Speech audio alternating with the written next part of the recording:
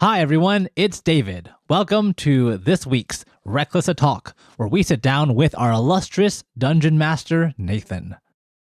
If you've been enjoying Reckless Attack so far, you know that Nathan is the driving force behind creating the world of Rixia that you see today. He plays all of the NPCs. He engages with us, the players, to make sure that we're having fun and that you, the listener, are also enjoying the story. Jonathan and I sat down with Nathan to learn a little bit more about how he got started running Dungeons & Dragons, what kind of stories he likes to read and bring into his world and the world of Rixia, and some of the lessons he's learned in running a nearly 4-year-long campaign with us. So sit back, relax, and enjoy this week's episode of Reckless Talk.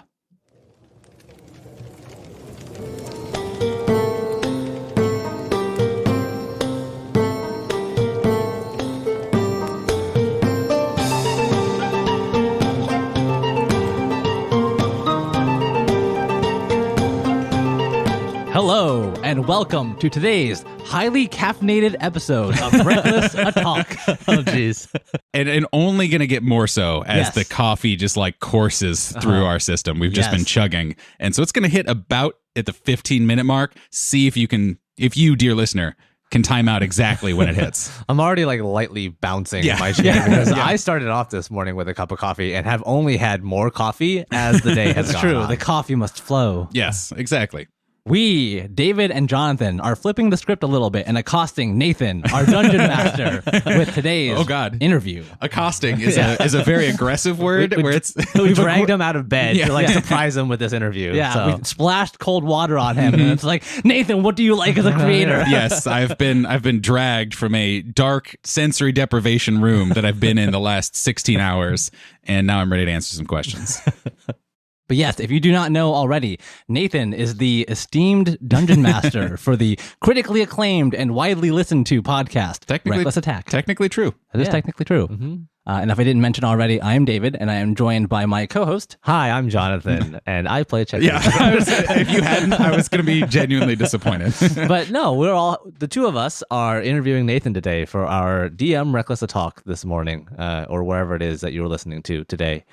And we have a whole great list of questions for you today, Nathan.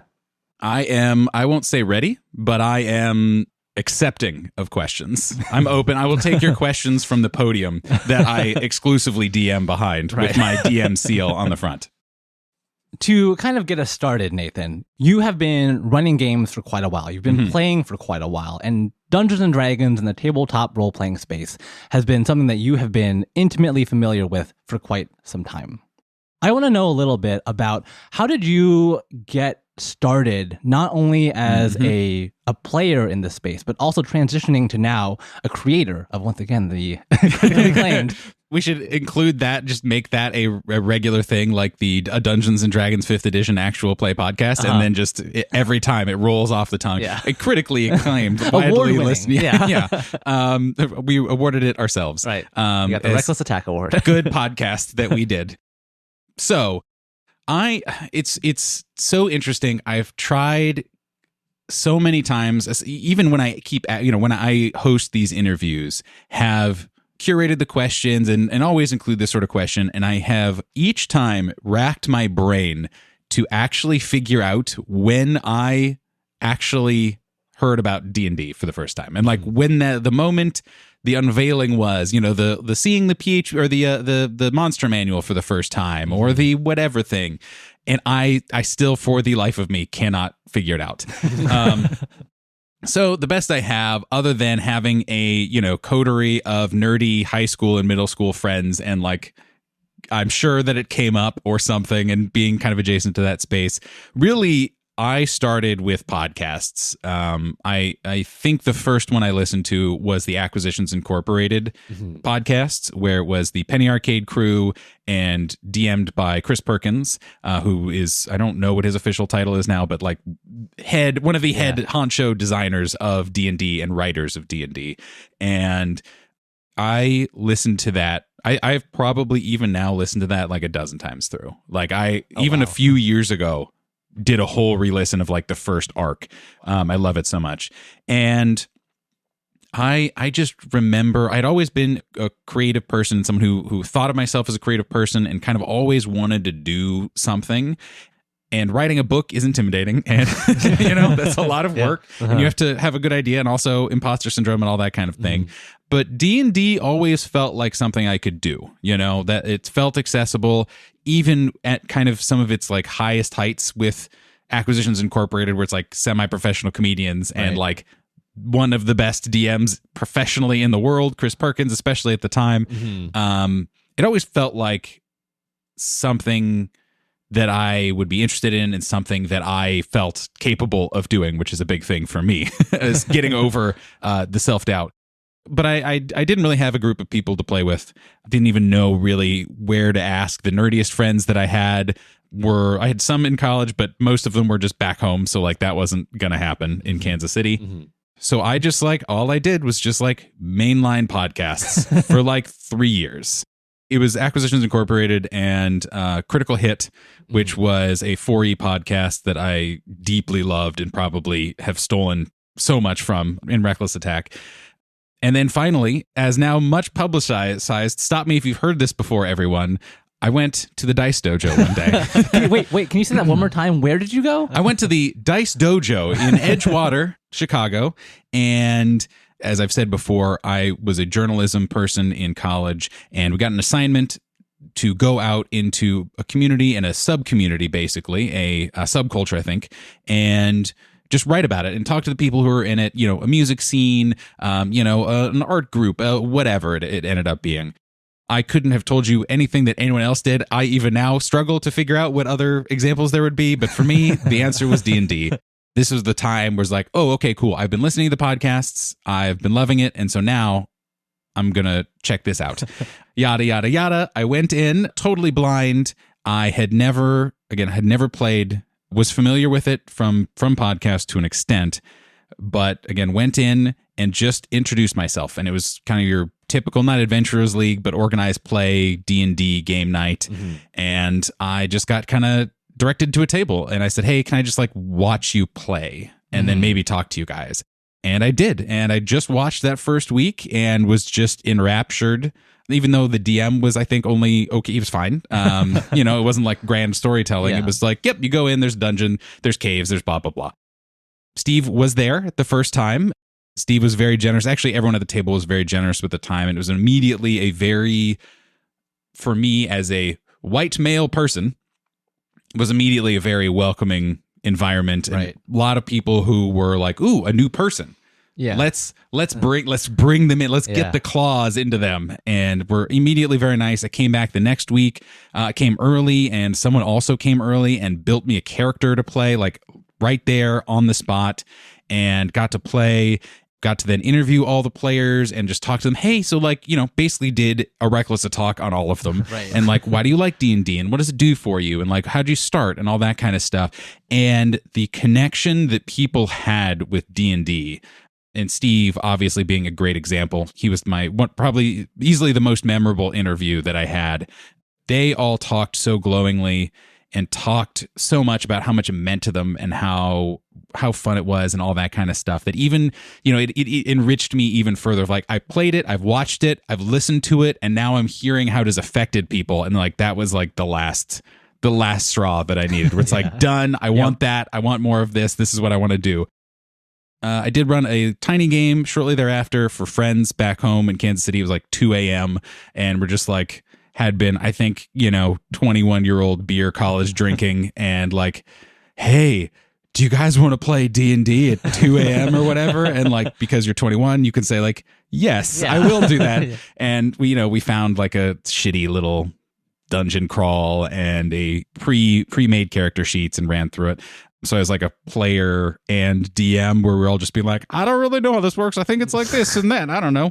But we had a great time. And then I really didn't play again until I'm trying to remember the exact order of operations.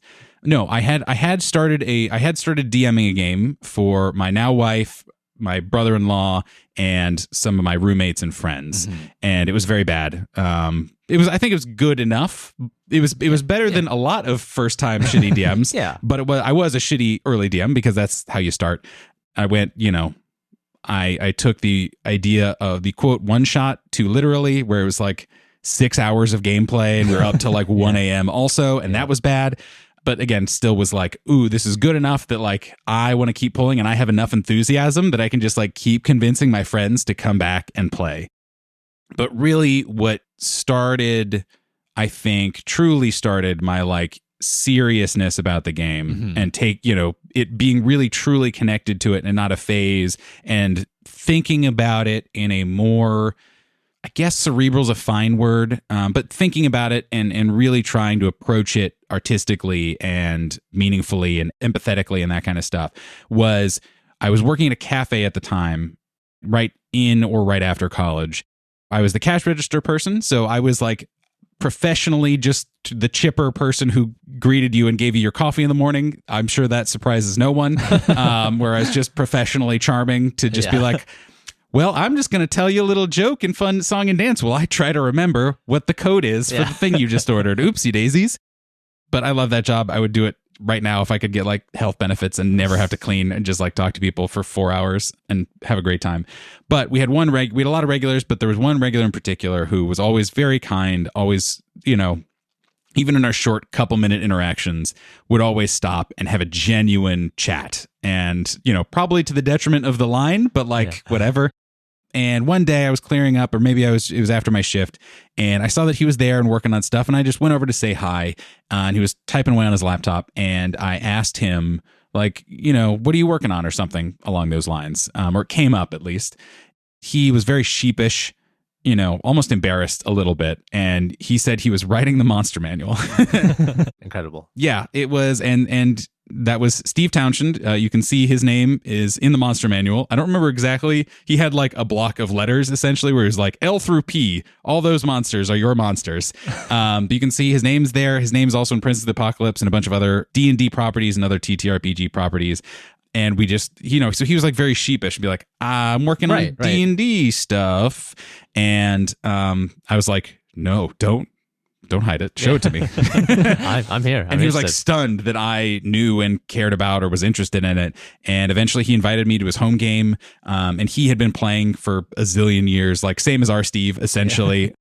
And he was also a theater person and a writer, and therefore had a very different approach to D&D that I had ever seen, to the point where it fried my brains several times. And like we had like mini fights a couple times throughout the couple campaigns that I was in, just because like I wasn't understanding what he was trying to do. And also, my brain was like, well, no, this is how I want to DM it. Baby DM brain being like, well, no, I have other opinions. But like he was really big in like, for me, in kind of taking the jokey, fun, hey, let's facilitate fun approach of like the Acquisitions Incorporated kind of goofy whatever, like, sure, it doesn't matter, I wrote the game and I don't care if you break the rules kind of attitude, with the like, oh, but like we can take this seriously, fun seriously. We can ask questions of like, how does your character feel, and like we can try to mine those sorts of character moments, and then like that was it. And then it's just like I kept creating games and kept and I played in one game for a long time that was an okay game, but really have always been a DM, and pretty much always preferred being a DM, in part just because like my soul demands Dungeons and Dragons, right? And it's easier to slake that thirst if you're willing to just be like, I'll run, I don't care. Yeah. You don't need to do anything. Just show up. I'll do it. It's fine. It's fine. And yeah, so then like really just it kept going from there. And like I had a really great group after that. That was not you guys, the group right before you guys, who like got into that regular rhythm of like, we're playing every week or two, and it turned fully into like, oh, okay, this is what I want to be doing for as long as possible, with as many people as possible, all the time. Let's just play tabletop role-playing games. Incredible. What a journey, honestly. It was it's really interesting. And like, I don't have a clear, like I have a long list of influential people, but I don't have like a clear, like, yes, I just like, I heard this and then I did this thing or I did this and did this thing. Right. I am a beautiful tapestry of experience and lovely D&D players who have played with me and shepherded me and taught me a lot, and some less good ones who have shown me, oh, this is bad. I should not do this. I don't like this. So you mentioned a few podcasts that you had listened to, and some of the ones that kind of got you started on this Dungeons and Dragons adventure. But maybe you can tell us a bit more about some of the podcasts that you liked, what you liked about them, what you didn't like about them, and maybe how that kind of translated into the podcast that we see today in Reckless Attack. I have a long answer and a short answer. The short answer is, especially as we were talking through what Reckless Attack could be, should be, and as we worked through the branding of it and that kind of thing, is I noticed I have always preferred podcasts that feel like a game. You know? Yeah. Audio dramas are really hit or miss for me, or highly edited D&D podcasts that like turn into audio dramas are they have to be really good. Like for me, it flips a switch in my brain of like, you're writing a story, and so now it's not just, is this a fun, good D&D game and D&D game story or tabletop role-playing game? This is now like a movie. Yeah. You know, like my brain measures it differently, and like it's a much higher bar you have to clear for my brain for me to be like, oh, this is really good, because like it's a different experience. Right. So I have, not intentionally, but have always been really Reckless Attack is the podcast that I listen to, essentially. It's like, it feels like friends at the table. It feels like a real game, but it's a real game where there's joking around and there's like a lot of chemistry and a lot of just like fun and care, but also like people are there to like play a game and be there for each other and like present and take it seriously, even as they're making jokes and that kind of thing. Really, if it gets too far out of the bandwidth of that for me, I'm just like, nope, no thanks. Not good or bad, but just like not for me. So like Glass Cannon podcast is a really big one for me. Like I think that was like the full like, oh, I can do this in a good way, where like they, you know, they're all like actors and writers and stuff still, but like that was exactly the vibe that I wanted, was Glass Cannon podcast. The two I mentioned already were big.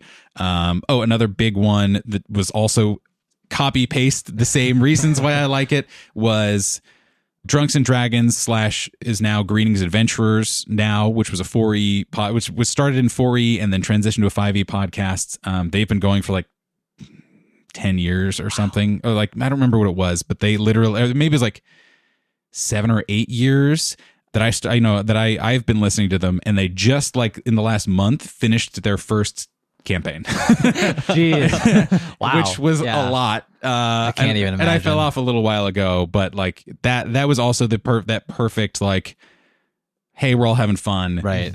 We're just goofing around, but it's not just like joke hour. You know, we're not working to be like, I make the joke now, and then like I get the spotlight and you make it and blah, blah, blah.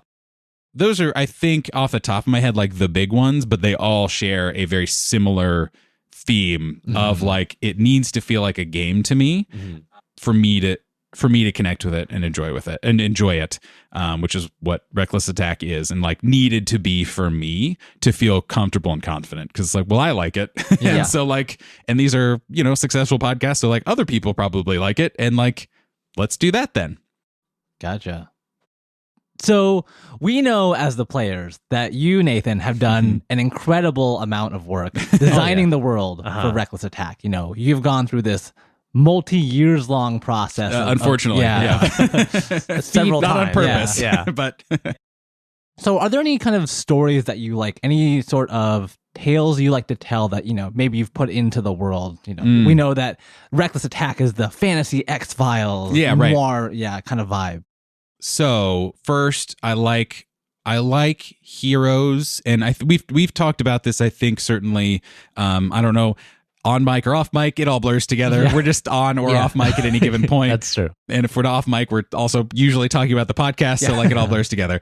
But for me, I am such a freaking sucker for stories where heroes choose to be heroes. You know, where like, not, you know, it can be an anti-hero, it can be just someone who's like scared, or it can be just someone who's like, I am making a choice to engage in this problem, and And I, not alone, not I have to be the one to do it, but like I am choosing to be on the side of change. Yeah. Is like I always like maybe I just watched too much anime as a kid or whatever, but like that is my catnip. Like the My Hero Academia vibe, like that is me. That's what I crave. That is just like injected into my system of people who are just like trying hard to do good things. So like that was not a prerequisite for Reckless Attack, but I'm glad that that's kind of how it shaped up, where even obviously Checkers is a little bit of a wild card in that formula, but at the end of the day, like I know Jonathan, the player, will still be doing that. Yeah. And so that's just like, I love that so much. Like that is how my brain works, that lights it up, and it's wonderful. I really like stories of things that are bigger than the perspective of the character. So like, so Eldritch Horror is kind of a classic example, even though I'm kind of like wishy-washy on some Eldritch Horror and like horror in general, for as much as I cram into our podcast sometimes. But I love the idea that there is something that you don't quite understand. Where like it is weird, it is mysterious, it's something bigger than you. You can engage with it, you can tease out information, like the X-Files, where like there is something there and you get only as much information as you experience, but like you don't fully understand it. You can still do something about it, but it is something strange and different. And not necessarily scary. It often ends up being scary, but it doesn't have to be. Just like, hey, there's just this weird magic road, and you don't really understand how it works, but it's there. And that is the kind of world building and storytelling that I really, really dig, because like characters don't know everything, and that's hard to do sometimes and hard to balance. But yeah, those I think are like the big ones. Again, it's X-Files, it's like My Hero Academia. It's like those are the kind of stories that I am like, ooh, give me more. Or the Stormlight Archives is a really like Kaladin is like a wonderful archetype of the hero that I love, of like beaten down and sad, a sad boy. Yeah, he is a sad boy, yes. Yeah. And tragedy and all this other thing, who despite what his brain tells him to do, on the surface level, like steps up, and despite all of his baggage, despite all these other things, leans into what he can do, what he's good at, what he can bring to the table, and then brings other people who can do things that he can't do together, and supports them and that kind of stuff. Like, oh, yep, give it to me all day, every day. I just like Clockwork Orange style, into my brain. Keep my eyeballs open, and I will just enjoy for as long as my brain, or as long as my eyes remain undesiccated. Like, bring it on. And I think too, that's something that is really hard to do as a dungeon master, is to like string along those bits of stories until your players just can piece it all together and have that aha moment. And I think that's something that you really excel at. Thank you, Nathan. Is like it's bringing all that together until the players have that epiphany, and it's like that's the joy of Dungeons and Dragons. Yeah, that's I've always loved. I don't remember who, and this is not a one person experience, but I've always loved the approach where, say you have a troll, right? Just classic troll, whatever. But like the characters don't know that, and like the people whose village are being attacked don't know that. They'd be like, I don't know, the giant, the ogre, the like blah, blah, blah, the whatever, the monster. And that kind of level of extra layer of like realistic experience of like, well, these people don't know, you guys don't know. And like you, the players, would know if I just told you it was a troll. Yeah. But like, if I reskin it, if I do whatever, then like it feels a little more grounded and a little more mysterious and real, where it's like, this is a thing we are experiencing and discovering, not just like reacting to, is like, ooh, always my favorite if I can like get in the right brain space to do it. So I'm glad it translates. It does translate very well. It does, for sure. So Nathan, I have a question for you. Okay. So I hope so. Yeah. As part of this interview. No. So we've been playing Dungeons and Dragons with you on a mostly weekly basis for like 4, 5, a long time at this point. If you're willing to tell us, maybe I can ask you about, what does your process look like for getting ready to run a game, preparing to do, Mhm. world building, or preparing to actually sit down at the table and run a game for us that you have been doing every week essentially for our campaign? Like, what does that look like?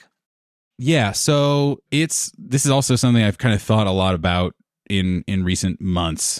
But for me, how it goes, and you guys will hopefully just be like, oh yes, I remember this experience, and this all tracks, is I love just sitting down with no characters, other than just kind of like, we can maybe talk about what vibes you're interested in or what ones you're not interested in. But even then, I don't need that necessarily. And I will just sit down and I will just spew out a bunch of ideas. Like, I will have a campaign pitch doc, and it'll be 2 to 3 paragraphs on like 8 different ideas, right? Yep. And I've given the Reckless Attack crew like 3 or 4 of these over the years that we've been working on this.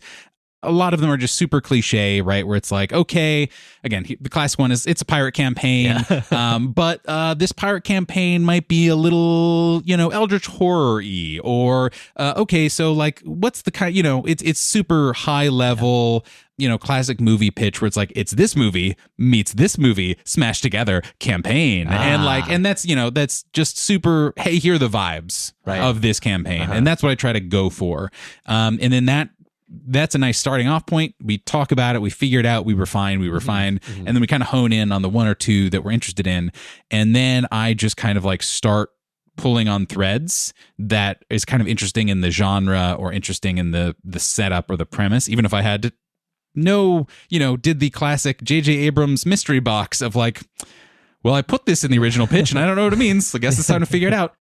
And then it's just like a lot of tinkering for a long time. And especially when I get details from players is when it really like, that's when it crystallizes. Because like, I am a person who likes having limits on my creative process, of you sit me in a room and just like do anything, I will freeze up and and I can do that for some things, but like not for like specific, I'm working on one thing and I am just teasing at it for a long time.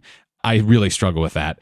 And so to have clear buy-in from the players to be like, okay, cool. Not only am I interested in this kind of overarching idea, but also here's some specific things that I personally am interested in as expressed by my character, of like, or of world building, like when we did our microscope game, of like specific being like, oh, here's a weird idea that I had that I was excited about. And so like, cool, that means I know that Jonathan will like that because it came from his brain. Right. And then it is just a lot of like chasing what's interesting and trying to build things that I'm excited about, that I think you guys will be excited about, and that fit the agreed upon kind of theme for the game, if that makes sense. Yeah. And then just kind of like blowing it up from there. I don't have like a magic checklist, of things to go through. And then it's just as simple as like, cool, well, I know there's someone named the Pentarchy. All right. Like, what does that mean? It seems interesting. Let's figure that out. And then it's just kind of going down a list of like, here's what's interesting, or here's a point that David brought up in his backstory that he was interested in, and like, ooh, okay, cool. So what does that mean? And asking those questions and being curious about it, and then trying desperately to cram it into one Google document, is really, really my process. And then we sit down to play, and then it just all explodes from there. And and then you just have to keep, I am a person who I have to do a lot of work up front. I like doing a lot of work up front. So I always know the world, not detailed, but I know the vibe of the world. I know how the world is going to react to a certain extent to whatever crazy nonsense the players get. But then, from there is just then plucking ideas and experiences and that kind of stuff from the weird shit that players do, and then hoping it all weaves together in a semi-cohesive way. Have there ever been any like story arcs or characters or NPCs that you've designed over the years that have just like worked out better than you expected, or just like you're just like, like, this is amazing? Yeah, from old campaign, Sir Reginald, the Paladin, great, was absolutely one. Sir Reginald, we've talked about him off and on over these many months, and I don't remember exactly how I introduced him, but he was just this like classic dumbass paladin who spoke heroically all the time and was very enthusiastic, but also gravely serious and just like a very dramatic person, like classic dumb paladin adventurer going off fixing problems in the world. And he was supposed to be just this huge badass and, you know, wandered the world essentially by himself and with his squire, just like being a level 15 or whatever paladin, you know. And I thought it would be like a fun time and like cool and whatever. And you guys fucking loved Sir Reginald. Yeah, we did. We glommed on him. It's like, what's Sir Reginald up to today? This is the tree I want to koala with. Yeah. And it got to the point where I had, and this is why I fear making high level NPCs, is the classic conundrum of like, well, we're friends with this high level NPC. Let's bring him along. Yeah. We're level 5. He, by like lore, has to be like level 12 or 15 or whatever. But I feel like I was always able to figure out good ways to like keep you guys the star of the show and then just have him come in and do weird Sir Reginald things in the background. And we had this like, it became this whole, like he and his squire had this whole like elaborate backstory that we had concocted where I was actually literally thinking about his squire Percy on the walk over, and we had decided that Percy was a horse boy, and like all this like weird deep lore of this like kind of throwaway, just goofy paladin character, and that really delighted me. I'm trying to think reckless attack wise, the heads of the caravan as you guys were coming in. Oh yeah. The bronze maces, right? Yeah, they were just going to be, you know, whatever throwaway people, and like you guys kept coming to them, right, and like kept getting attacked and needed to talk to them. And then suddenly it was like, oh, I guess these have to be 3-dimensional characters now. But like you guys building a relationship with them was really cool. And just kind of like, once again, kind of telling me like, oh, this is like reacting to the world and the people in it. And of course we would be talking to the caravan leader because that's reasonable. Right. But then letting, you know, seeing that kind of unfold and go from like, I don't know, it's a big burly dwarf who's in charge of the caravan to like, oh no, I now have a very clear idea of who they are and what they want and what they do, and how that kind of unfolded was really neat. And then also I've just like come up with 400 NPCs already for Reckless Attack, and none of them have really returned yet, but I'm sure they will, and I love them all, and they're beautiful children. Yeah, we'll see them again for sure. I'm not worried about it. I have very crystal ideas of literally every NPC you guys have met as to how they might come back around, and many others that are remaining hidden in the shadows. So we'll see how it goes, but incredible. So another question I have for you, Nathan, and we've talked a little bit about your DMing style in previous podcasts, but if you had to go back and sort of tell your younger self, or also just, you know, kind of tips for any fledgling DMs out there, what kinds of lessons would you say to your younger self about your DMing style or what you've learned since then? Yeah, I have a few things. So first, if you're not having fun, you can just leave. That it is not like fishing or pizza. Yeah. And that bad D&D is bad. Like it sucks. Just leave. It's fine. Like find someone that, you know, whatever your preferences are, identify what is not working with you. See if you can fix it, you know, if it's just a hey, let's all get on the same page here kind of thing. Cool. But if you can't fix it, then like find another group that does work for you. And I definitely fell into that trap a few times because I was just desperate to play D&D, and also anxious to socially let people down by quitting or whatever. So that's a big thing. But that kind of also extrapolates into the second point of different people like different things. Part of my job as DM is to make sure that I am being active in knowing what those are, not just generally or upfront, but as we're playing, right? And it's still something I have to work on, and you guys do a good job of, but like always being a leading force in having those conversations is, I think, something that it took me a long time to really figure out, that like how, not that I didn't think that it wasn't collaborative. That's like a quadruple negative, but you get it. But not that we weren't having a nice collaborative time, but that it's better if you just ask and have it in, you know, and design around that, and not just like, hey, here's the thing you can do. Hey, here's the adventure I have prepped. have at it, right? Yeah, right. That's perfectly valid. It works very well for a lot of groups, and a lot of people just come to roll dice and have fun and like drink a beer and eat pretzels with friends, and like that's great, totally valid and wonderful experience. But if you're doing a long-term thing or any degree of serious thing or whatever, it's so useful to just be like, so what do you want? Mm-hmm. What do you not want?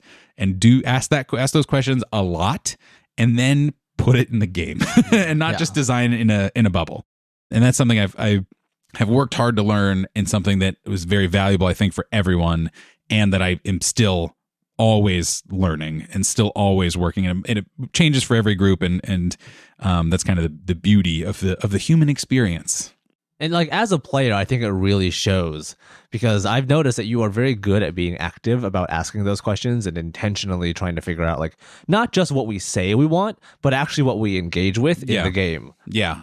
And it's interesting and dangerous, but I often feel like now we've been playing together for so long that I kind of have an idea. Like I know what a reckless attack story is. Yeah. You know, like some stories that I come up with are not reckless attack stories, and like they're not this group story, and that's what I mean. Not a podcast, but like not this group. Like this group is not going to be interested in this kind of a thing, but they might be interested over here. Like here's the style we've kind of all agreed on, or like no clowns, please, like whatever, you know. But yeah, it's even as long as we've played together, and even as I feel like I have a lot of instincts of like, okay, here's what I think you guys are going to enjoy and what kind of stories that we all like telling together, is that like I still know I can't fall into that trap and get complacent or lazy or assume things, because that's when growth stops and you assume too much and it goes bad.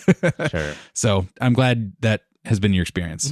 And that's been the cool thing too, of like, as you've been DMing for us and other groups for so long, you know, we've really been able to see your growth as a dungeon master, as a campaign runner, as a lore master, throughout these years, and just like your incredible, you know, drive to become better at what you do. And we see like the direct efforts that you put in to like all of the world building that you do, the campaign documents, just how much you think and talk about this stuff. I think it's really cool to see. Yeah, really inspiring. Thank you. Yeah, it's nice where I have found a hobby and also a side weird hustle. I don't know, whatever a podcast is, a moderately successful podcast is, that, you know, these are things that I enjoy doing, right? And so it lines up nicely. But I am a person, I think, who in all settings tries very hard to ask what are we trying to do here? You know, what's the goal? What's the real goal? And like, what's the actual way to get to that? That helps me cut through a lot of nonsense at work and a lot of but also a lot of, you know, fun ideas and brainstorming. And I'm a person who likes to emphasize that. And I think that also carries over to prepping D&D and running D&D and tabletop role-playing games generally. But of like, okay, what are we trying to evoke here? You know, what adventure do we want? Or like, what nugget of world building do we think is important? Or plot, or like whatever, or backstory? What are we trying to do? And then let's build around that, and build to that.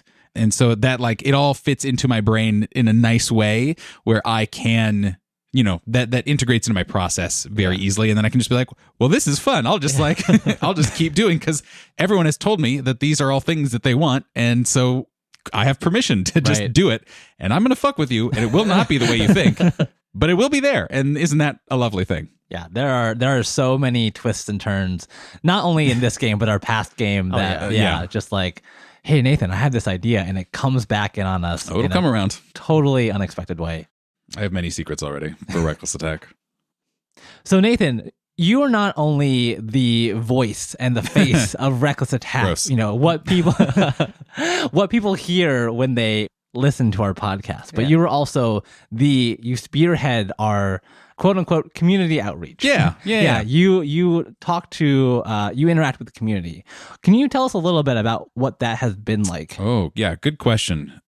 It's very funny where originally, you know, when we were starting out, we had made our Twitter accounts and made our whatever accounts just to be like dibs, right? This is mine. Yeah, exactly. Just to make sure we had them. And when we were getting ready, I had started kind of dabbling a little bit, but also was like, do I want to be on the social media person. Like, is this what I should be spending my brain power on, and blah, blah, blah. And eventually just like did it, it's like, that's fine, whatever. Mm-hmm. But when we first started pre-pandemic, I was tweeting very seldomly, and I was just out into the void, basically. Luckily, when we restarted this time, we were a little savvier, we were a little more aware, and a little more proactive. And luckily, we were able to find a couple of communities, especially the Hope for TTRPGs community, to just kind of like put a foot in the door and be like, hey, so like, we're here, you're here. Okay, cool. At the least, we have a long list of cool people we can interact with. And it's been just like the best. It's been so rewarding, so supportive, and so it's been such an engine of growth for me personally too, of getting to I've always been a person who, like to be inclusive, like to be welcoming to other viewpoints and individuals, but really like truly getting to interact with a huge number of people online, and who are from all over the world and from all over, have all sorts of experiences, has been so wonderful for me as like a human being and as a creator. And it's been really meaningful. A lot of TTRPG Twitter is a cesspool. I mean, just like a lot of Twitter and a lot of social media is terrible. Yep. But for the most part, the people that we are surrounded by are genuinely some truly incredible people and incredible creators at the same time. They're people who make me want to be a better person and better creator, which is like all you can ask for being a part of a scene, basically. And so I starting out as a loud person who likes attention, but a seldom tweeter, into the, oh God, how many thousands of tweets have I put out this month? Is really driven, is driven by two things. First, again, the community that we're a part of, and just like the joy of interacting with them, but also of being just excited about like, ooh, our podcast is good. Let me yell about the podcast. So yeah, it's been really fabulous, and it's been really supportive and really meaningful to get to connect with people and actually, be able to connect with people who are able to share what they're going through and share what their hardships are, or what their sticking points for their designs are, or whatever, has been really rewarding and really meaningful and constructive, I think. Right. So Nathan, so at the time of recording this, yes, we've just celebrated about 6 months of our podcast. And when we started this whole journey together, I at least didn't know where we were going or that we would be here at this point. No. Can you tell me a little bit about like what some of your goals and dreams for the podcast, for Reckless Attack, are going into the future? Yeah, I think we can all first of all agree that none of us. I appreciate People that you listen said to us? from What? my perspective, this is it. But I think I can speak on behalf of the whole podcast in that we talk about it a lot of like, holy shit, people are still listening to us. Yeah, right. And yeah, so that's been nuts. Where our goals going in were just, let's make a show we're proud of. Let's make a show that we're excited to work on and do it in a way that doesn't destroy us and destroy our friendships, right? And that was our goals. Yeah. And it was really just like, of course, we're going to try and get people to listen to it.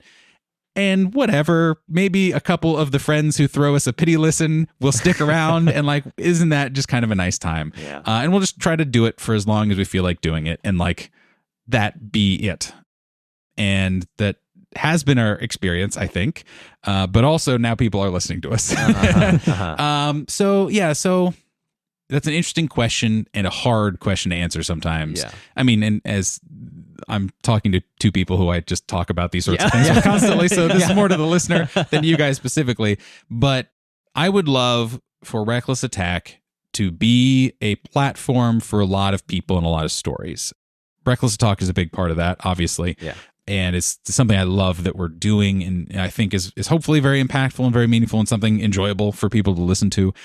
But my like dream goal would be somewhere deep down the line when we make thousands of dollars on Patreon and we all quit our jobs and are doing it, is I would love to essentially not be a literal network, but like a place where we can have a lot of other people on to show them off and spotlight them and give them a chance to tell a story and to tell their story and just expose people to the diverse wonderful, imaginative folks that exist in the space.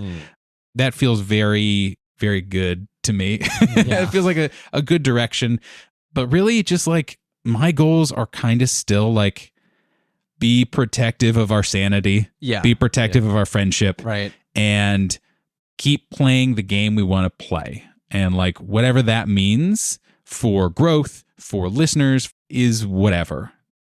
Obviously, I want to be branching out into other communities. I want to be, still finding new ways to get our podcast in front of people, because it turns out, oh God, we were accidentally right that this is a good podcast and people will never listen to it. And they do now. Right. And so I want to let more people listen to it. But all of that is extremely, extremely secondary to we're playing a good game of D&D, and like those don't even come along very often in lives, let alone a podcast. Right. Where like we've done a full campaign over like 3 years. Like some people go a long time in their lives of playing and never finish the scope of story that we finished in our first campaign, and then try to do it again. That doesn't happen.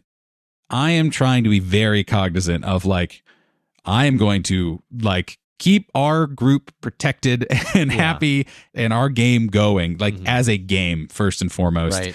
For me, it goes back a little bit, I think, to the like audio drama conundrum where like I get less interested if it's not a game and if it's not friends hanging out and playing a game.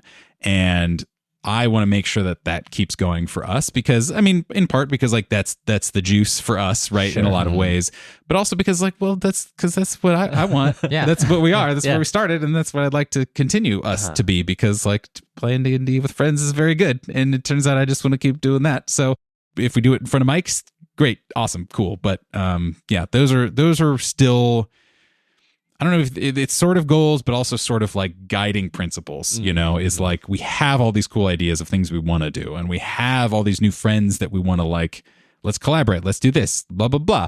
But like we have lives also. and we spend a lot of time and do a lot of work, and everyone does. And, trying to make sure that it's like, I would rather do less, sacrifice some growth, sacrifice some opportunities, but be sustainable for our emotions and health and friendships than literally anything else. So anything we do has to be couched in like, how does everyone feel about this? And does also everyone feel okay about pulling the plug on this if it's not working? And like trying to be very cognizant of that always. Yeah. And I always really appreciate how much effort and thought you put into protecting our collective time and energy, because it to me, it feels like it takes a special kind of person to do that. Thank you. I mean, it helps that I think everyone is like, it's a nice, we've really, I think, crafted a good space for that. And it's something I try to do, and I appreciate you saying it, but in the same way of like, David, you work to like make sure everyone's editing, like the editing schedule is together. And like, for the most part, and the whole editing team is like, I can help with this. I can do that one. Oh, you haven't gotten to that? Don't worry. I can take that on. And like Steve is always like, yeah, give me a thing to do. Like yep, absolutely. And so we have, gross.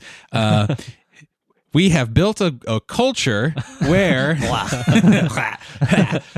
but in our friend group and in our podcast group, like I think we all do a very good job of that and try to make it very much like, I can't do this, right? And if someone else can, cool.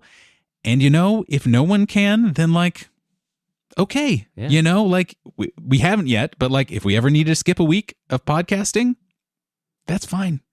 Like we don't want to. Like we're all hyper self-competitive people who are like, but like if we can have an episode every single week, isn't that badass? Yeah. But like I think we went in very much trying to make that be a foundational part of this. And I think we all do a very good job of reminding each other that like we are a lot of people who have a lot of ideas and a lot of enthusiasm, but like, let's all stop. Can we actually do this? Or, and especially because we want the podcast, like the podcast is the thing and our game is the thing. And if anything takes away from the podcast and from us playing the game as friends, then like I am not eager to do that, you know?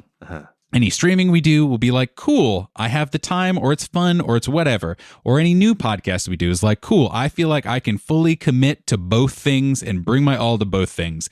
But if it's something that takes away from the podcast, and again, from us just having bandwidth to be friends at a table, I'm not interested. Like, I can't, I have to make sure that I put blinders on and not get overexcited and not just want to chase down the shiny things. Right.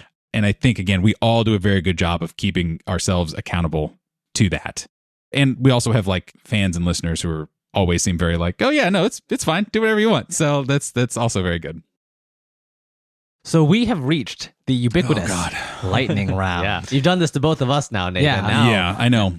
And I was really going back and forth as to like how much prep I wanted to do. And I've opted to just do no prep, other than like one or two things, and just see what comes out. So like, apologies in advance. Yeah. And edit out all the pauses.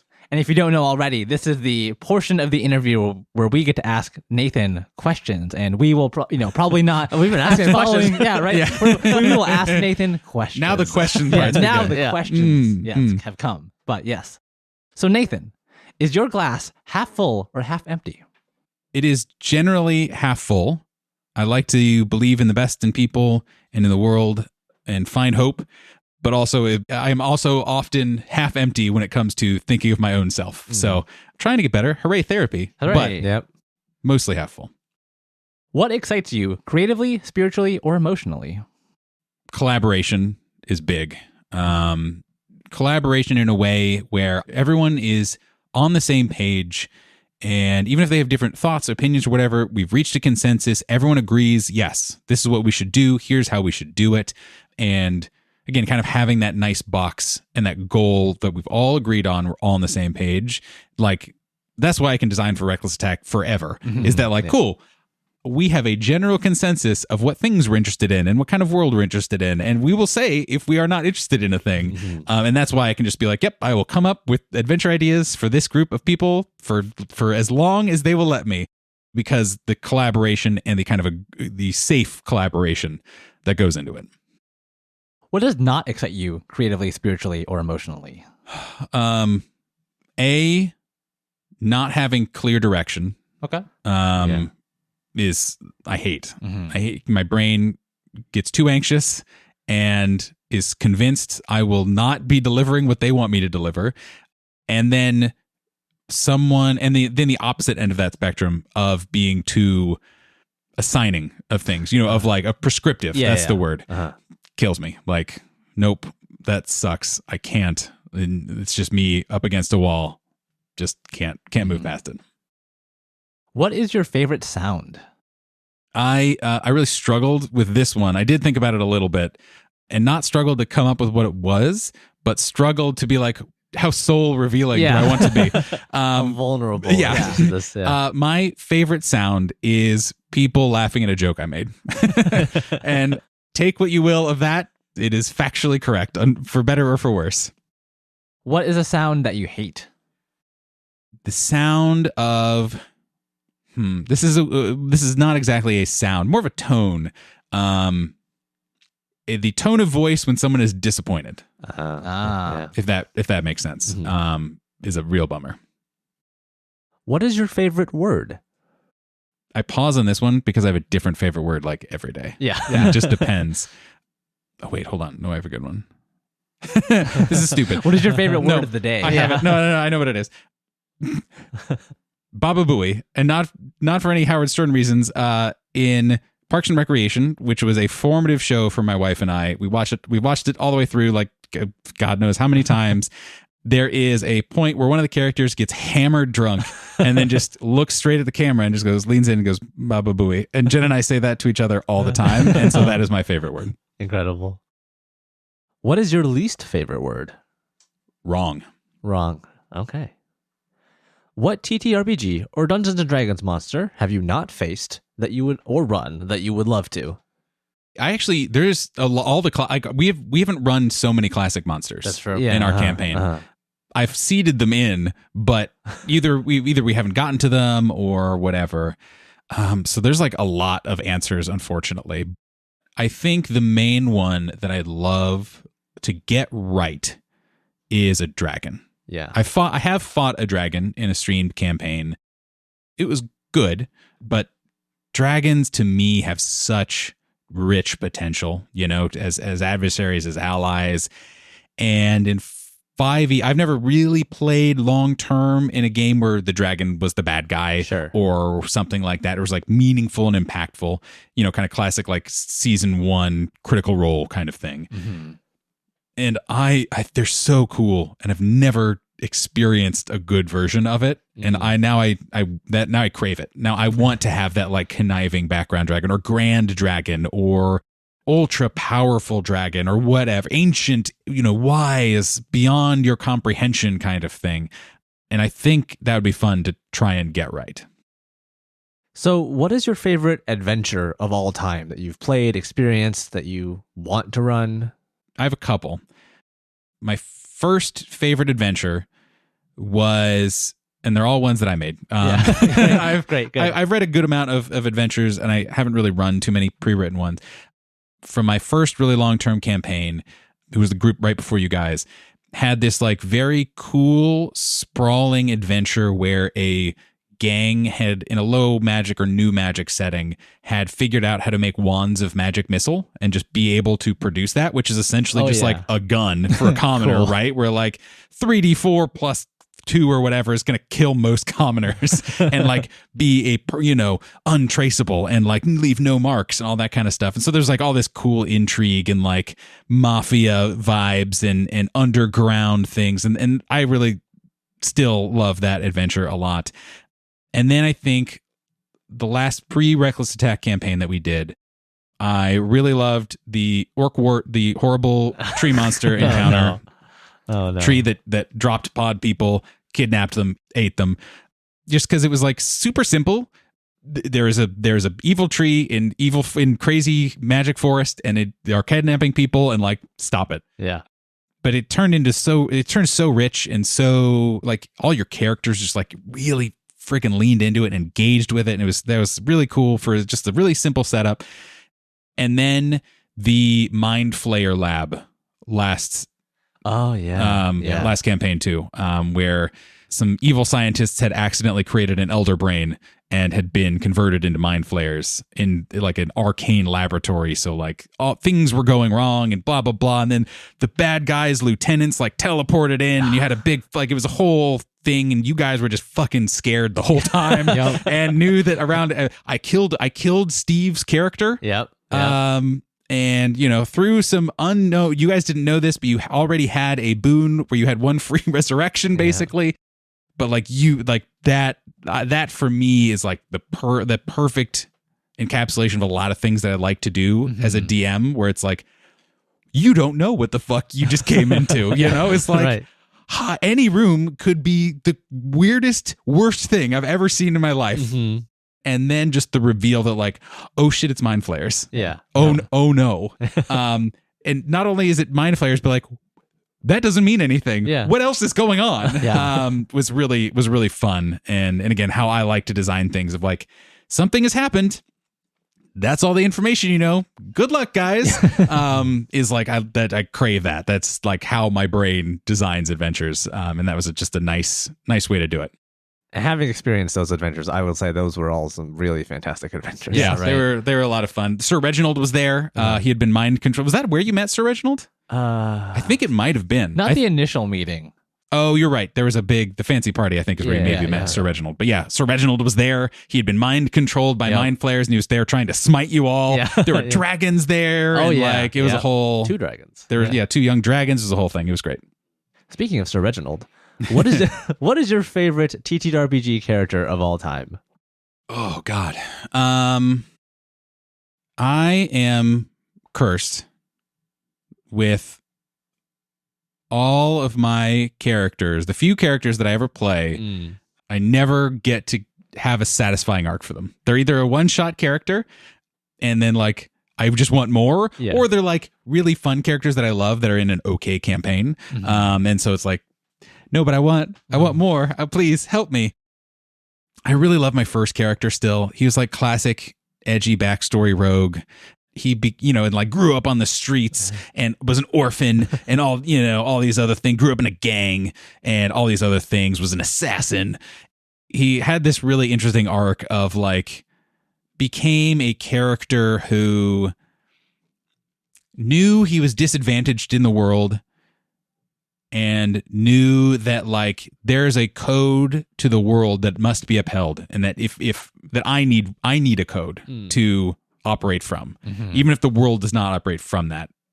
He had this whole big arc of like making friends and like confronting the gang that he was a part of as a child, and like becoming essentially a like magic artifact hunter so that he could have the power to enact the change that he wanted in the world, because magic is unfair and it's fucked up that I don't have magic. And so I have a lot of affection for him. And then like I genuinely just have loved every NPC in Reckless Attack basically already, and I love all of them. So maybe too much, but whatever. And our last question, what gives you hope? Yes, this is the one I did think about. I have two answers. One I will steal from Jay from Planet Arcana. I think it was Jay, at least, one of the twin-headed DM gods of Planet Arcana who was on our show. I love Zoomers. They're like they are everything that we wanted to be, and that we are now like hopefully, a nice lockstep to be like, there's change that must be wrought, and now we have a few more numbers. And so let's move forward and let's do it in this weird Zoomer energy way. Like that delights me to no end. And then, and this goes back a little bit to what stories do I like? I like times where people choose kindness when they don't have to. That is extremely powerful to me. It can be as simple as saying a nice thing to someone, or helping them out, or, being there to push a stranger out of a, snowbank or whatever, where you don't have to do it. The world is not hinging on you being nice to this person, to this stranger, or to your friend or whoever. But for whatever reason, you have chosen kindness, and that being the type of humanity that I choose to believe that we all can be and should be, especially knowing how impactful that can be. You never know who's having their worst day, right? Or just, needs that little bit of something, not to change their lives necessarily, but just to make a small difference.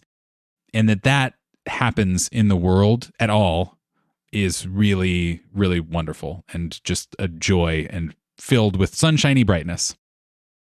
Well, thank you for joining us on this episode of Reckless to Talk, Nathan. Guys, it sucks being on this side. Yeah, but it has been an incredible time for us. Super insightful. So thank you, Nathan. Yeah, thanks, guys. Really appreciate you joining us. Thanks for taking over. Now it is back to my show, damn it. Before it's Nathan's show. We're just going to cut it here. Yeah.